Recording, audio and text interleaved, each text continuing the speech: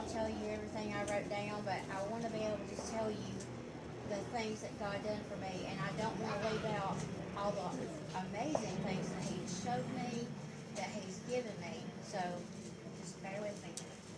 I want to start in the beginning, just to give you a little background on myself. But I was raised in a Christian home as far back as I can remember.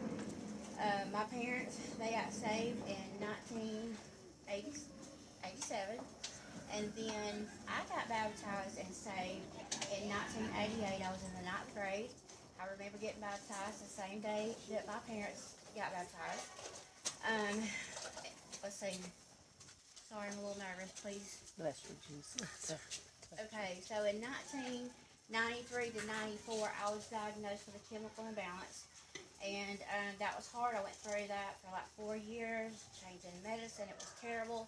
They told me I couldn't have kids. And that's all I ever wanted, was to be a mother and a housewife. That's all I ever wanted to be, just to have my own kids. In 1997, I got married. God didn't pick my husband. I picked him, and that was the first mistake. In 1998, 1998, Richard was born, and then 18 months later, in 2000, Sarah was born. And God had answered my prayers. That was my first prayer that He, not the first prayer that He answered, but He answered that prayer for letting me be a mother. My marriage wasn't great. There was so many red flags before I married this man, but I didn't look at that. I think back to myself, and I think I wanted the housewife and the kids more than I wanted the husband per se, you know. But God let me have kids, and I'm thankful for that. So let's see what else I put down here. I tell you what, I always wanted a man like my daddy. My daddy was so good to my mama. He was so good to us, but I have yet to find that. But God is going to find that for me this time. I'm not going to seek my own, because I made a mistake the first time. But the first time, at least I got the wonderful kids that I had prayed for. Amen.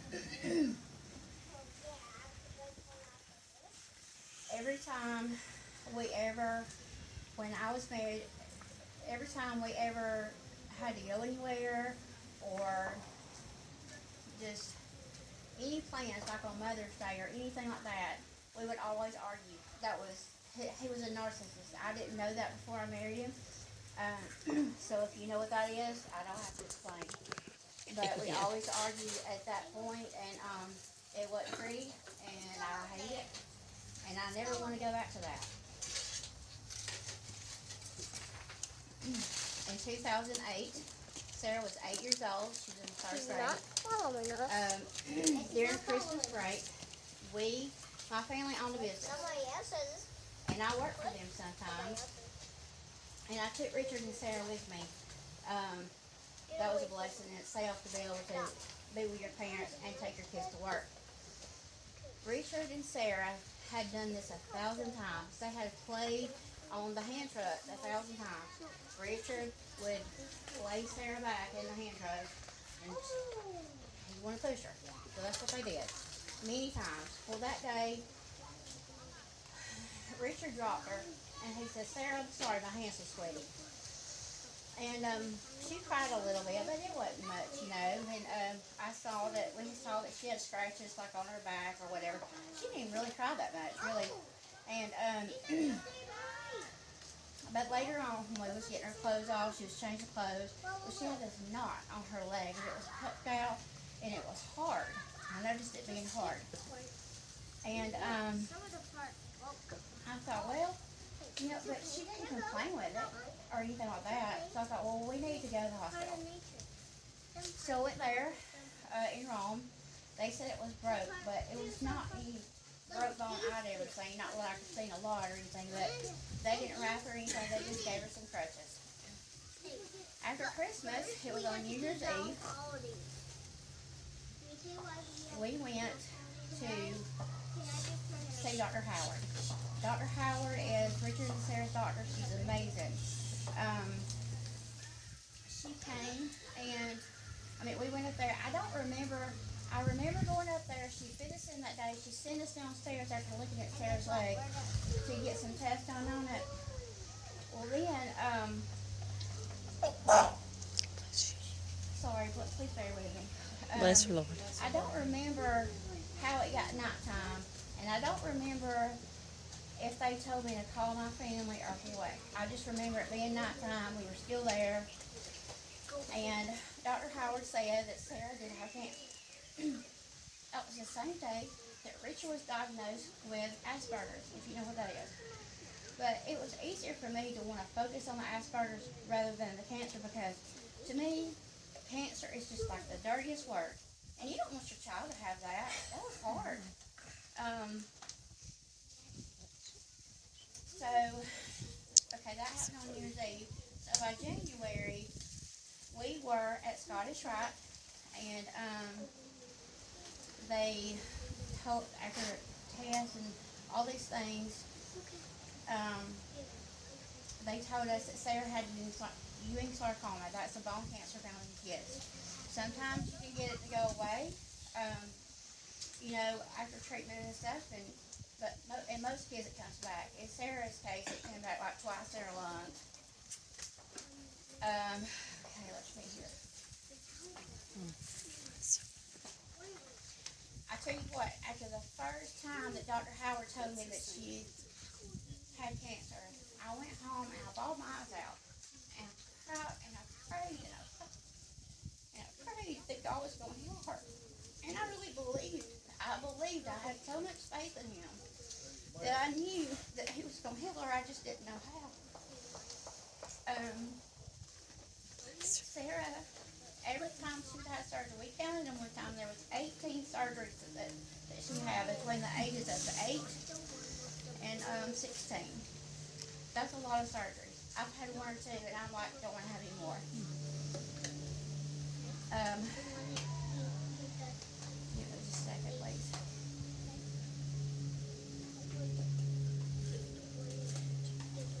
They told us when we found out, that she had cancer and stuff like that, they said Sarah is going to be spoiled, because with cancer patients, you want to do everything that you can do for them because you don't know what the outcome is. No, not. And I know that Sarah was spoiled.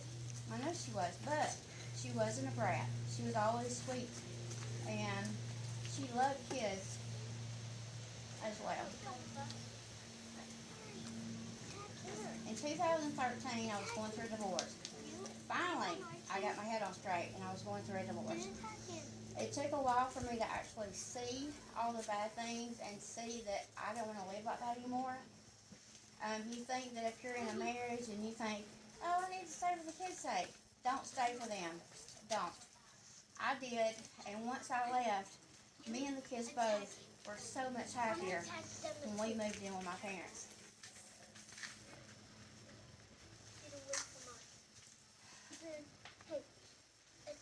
We met a lot of awesome people during this time. And I'll tell you something else. I'm very thankful that Richard and Sarah had a lot of grandparents, because I couldn't be in two places at one time. And I know that the grandparents pretty much raised Richard.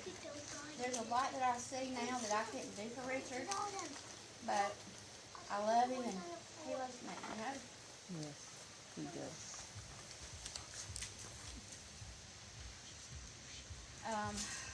Every time that Sarah would ever get sick, when you're a cancer patient or the kid, they give you a lot of stuff. One time, Sarah got to go to Give Kiss the World, which we went to Disney World. That was the time that I had wished that my mama had gone instead of my husband, because I tried to shield my kids from all that all that their daddy was, but I know they could see. They could see. Please bring me some water.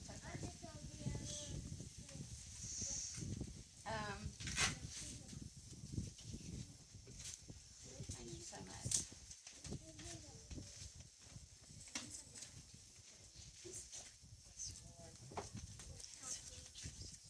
Every time this week, the devil's been on me all week since Annette asked me to do this, and he's like, your sciatic nerve's gonna hurt, your back's gonna hurt, your leg's gonna hurt. Well, all that, but God's gonna take care of me. because the reason, and I'm not doing this because Annette asked me to. I'm doing this because I want to be a blessing to somebody, That's and right. I want to be. I want to make sure that you know how good God is and how good He's been to me. Yes. As far as Sarah receiving a lot of things, I feel like God provided angels. Our lesson was about angels this morning. And I know that He provided angels for Sarah. And I know that He sent people to help us, whether it be in donations or visits or a gift basket or whatever the case may have been. We just had a lot of people and we felt a lot of love. Sarah lived for God. Even before she got sick, she went to church. She liked to sing. And I know that she lived for God. I still have her Bible, and there's all kind of written stuff in there where she made her own notes. And I know her grandmother, Mama, her and Sarah would sit down and read the Bible sometimes. And, you know, I mean, like I said, I couldn't be everywhere. She was a social butterfly, so it was hard to keep her, even though her counts were down. When she was very sick, she would wear a mask sometimes. We'd get the wheelchair out, and she'd still go because she wanted to do those things. She always wanted to do Relay for Life. We did that many times, more than once. I can't remember, maybe 2 or 3 times. Sarah was, at one point in time, this was right before, maybe a year or 2 before she passed away, the Sheriff's Department in Cedartown raised money to send her to Disney World. So we did that. The people at Aflac, they would give away tickets. We went to a Keith Urban concert one time. We went to the Fox Theater once, but every single time when Sarah would come home and a day or 2 later she'd run a fever, it was my fault. It was my fault because I took her out, my fault because I wasn't home, my fault. I was married to a narcissist. But I couldn't keep her in a bubble. I couldn't like wrap her up and just make her stay home all the time because that was not Sarah. Now, I didn't know this until like after Sarah passed away, but a lot of people, after Sarah went to Night to Shine, that's a Tim Tebow foundation where they put on proms for special needs and whatnot. She went, there were several people, I had people reach out to me and said, I was the one, I wrote to Tim Tebow about Sarah, you know, and he's got a book with a little bit about her in it. I haven't read it because I'm waiting till I'm already sad and then I'll read it. I can't remember what it's called. Mama, do you know? Okay, well anyway, so she's a little bit of her stories in that book. I ain't got to the best part yet, but I'm going to. Bless you, Jesus. Bless you. Bless you, Lord. In middle school, Sarah had a teacher, Miss Henderson. She loved Miss Henderson. Miss Henderson loved her. They were both stubborn, so they did butt heads a little bit at times. But Sarah said she wanted to be a basketball cheerleader, and Miss Henderson said, well, that's what you're going to do. So Sarah did that, I think for like a year or 2 maybe. There was times that she'd be so tired after she did that, but she wanted to do that. And what I'm ashamed of, but you don't always know everything until you look backwards. But Sarah would always want to go and go and go, but then when it came to school, she didn't really want to do that, you know. But I realize now it's because she was saving all of her energy for the fun things that she wanted to do. And to look back, I would just take her out and tell her not to worry about it, you know, but I can't do that. Let me see. She had a home teacher. Her name was Miss Hackney. She was wonderful. I mean, wonderful. And I know she probably let Sarah slide a little bit, you know, about some things because she's a cancer patient. You don't know where that's going to go. I didn't know where it was going to go either. Let's see here. Okay, have a special friend. His name is Brent. Every single time Sarah would, this was like when Sarah first started going to Choa, I didn't drive Dayleane. I was scared to death. Mama drove all the time. But then when I learned how and I thought I could do it, I drove. And Brent, he would go with us a lot of times, you know, and he would just, and when we talk about Sarah now, looking back, he'll say he misses her. They had a special relationship. And he happily says she had me wrapped around her finger. And Brent would have done anything for Sarah. Anything. We have special people that came along and helped us that I call angels, because without them, what would we have done? The night that Sarah had planned to go to Night to Shine, and she, all week leading up to Night to Shine, all week, I just remember Sarah laying in the bed. She was just so sick, she couldn't hardly get out of bed. The nurse that came wanted to put a catheter in, and I said, no, Sarah don't want that, and we're not going to do it. I tell them every day, but we didn't do it. And so Sarah, but she laid in bed. I remember one night she did get up. We had a bunch of company because, you know, people want to come visit and stuff.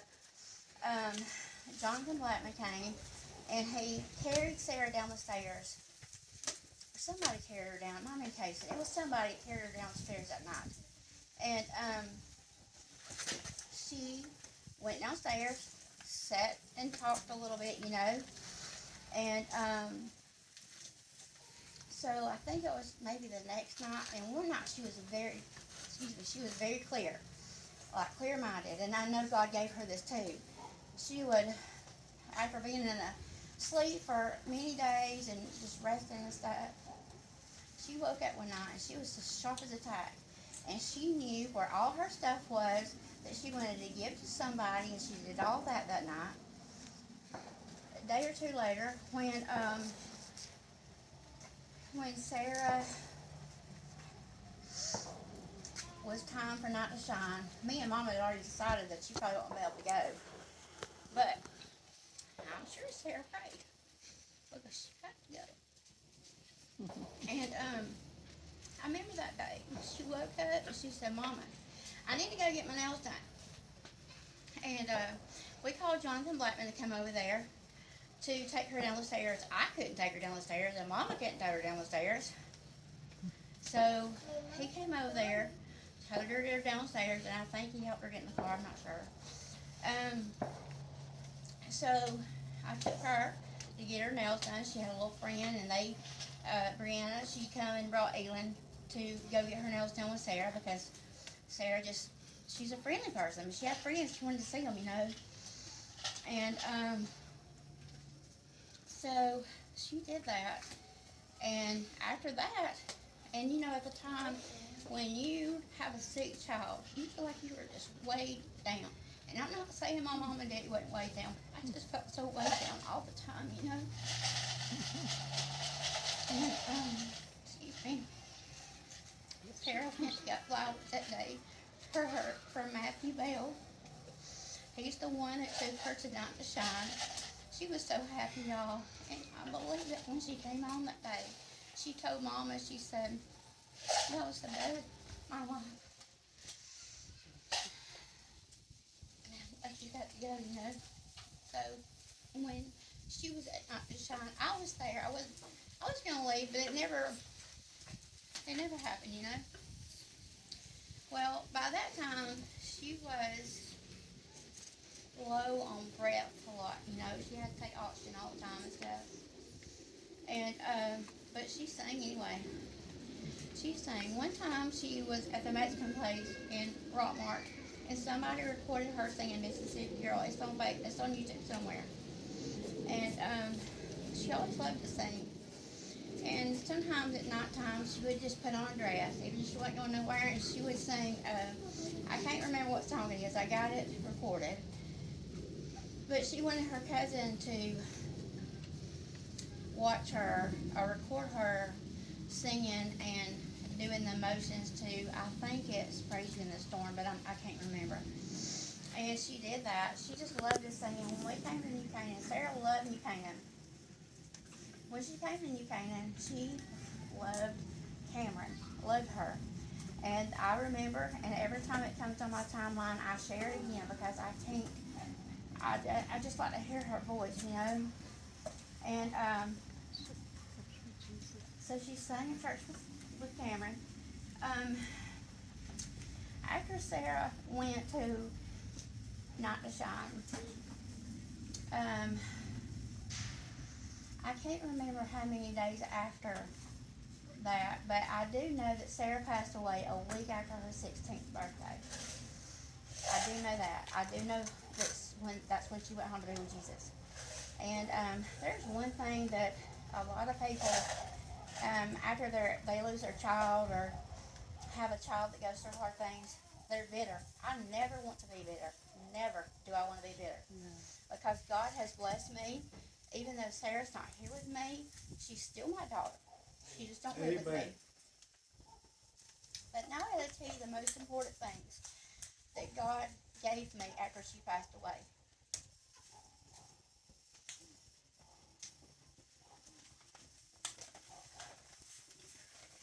It was right after her celebration.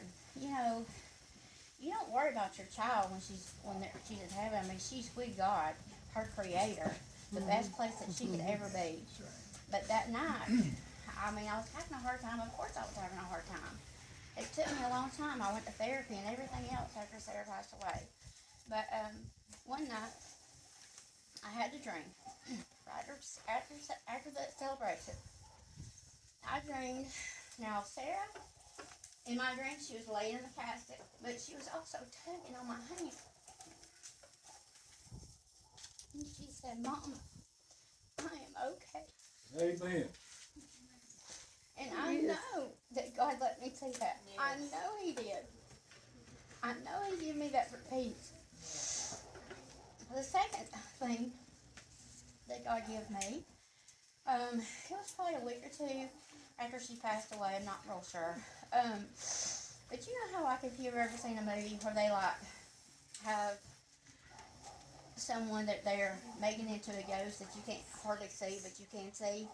Well, I was in, and it's like I didn't realize I was seeing it at the time. I remember I was in the bedroom with Mom, and I was talking to her, and I just remember staring off in space. You know what I seen? I seen Sarah. Now, when I seen her, she still had on the clothes that she went to be with Jesus in, but she was just walking down the driveway.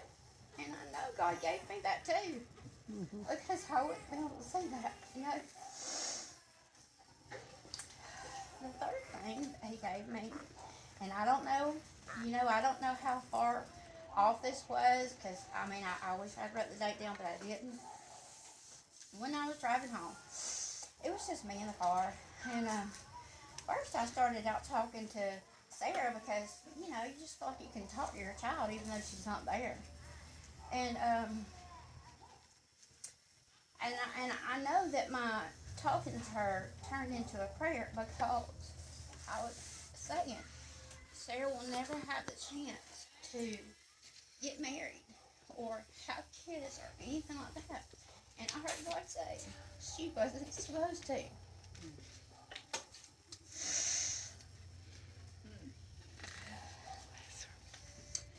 The last thing that He gave me, no, that's not the last thing. There's like 5 things, so, and these are very important to me. One night, I was sitting in the chair. Richard was in his room somewhere. I don't know. I was by myself in the living room. I was just sitting there watching TV. In this ear right here, I heard Sarah say, and it was her voice. This is what God gave me too. She said, "I love you, Mom." And I know that God let me hear her voice because I missed her so much, you know. Mm-hmm. And I know that He did that for me. Yeah. Recently, in the last 2 years, at the place where we live now, because, you know, for me, I like to talk about Sarah. I like to look at her pictures. I like to remember all the good things. And so you know how it is when you first wake up and you just feel, I don't know what you feel when you first wake up, but I felt like Sarah had just gotten out of the bed with me. Like she had been sleeping there with me all night. And God let me feel that. And I know it's her. You know, you just know. And I remember when Sarah was little, before she ever got cancer, she always wanted her daddy to go to church with her. And he never really would. He might have went once or twice, nothing major. And I remember telling Sarah, God will use you if you just pray and ask Him to let you be a blessing. Just let Him use you in the way that could get to her daddy, you know. And he never went to church with her. And I see that we got some great daddies in this church, or I feel like we do. And y'all do a great job. But my kids, they didn't really have that. Richard had my daddy. I mean, because they did stuff together, you know. And when Sarah passed away, Richard told her bye. I wish I could think more like Richard. But Richard told her bye, and he'd see her later.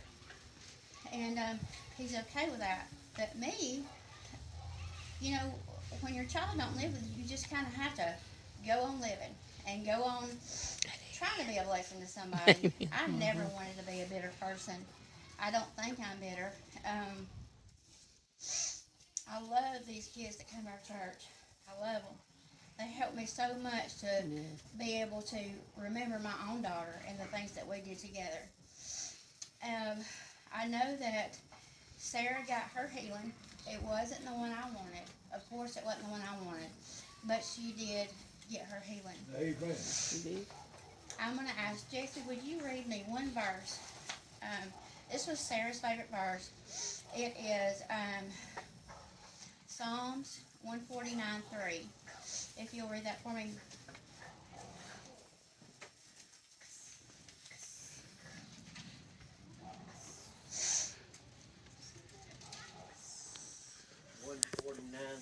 Mm-hmm.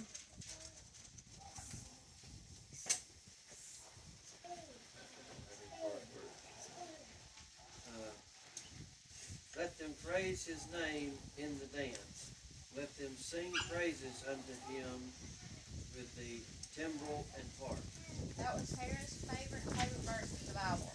And she would tell people that's her favorite verse. She, I think that Sarah is praising God's name with that. Yes. I believe She is. that. And I know that she's with me. I know that God's with me. I know that God's been good to me, and He continues to bless me. Amen. I never did say I was thankful for my parents. I'm thankful for the raising I had, and I'm going to tell y'all one thing that's kind of funny now that I look back on it. When I was going to church with my family, you know, I say I was raised in church. I mean, I was. I remember being raised in church, but also I can only remember back so far. So, but if ever I didn't feel like going to church on Sunday morning, Mama told me, and my daddy told me too, if you are too sick to go to church on Sunday morning, you're too sick to go anywhere else after church. That's right.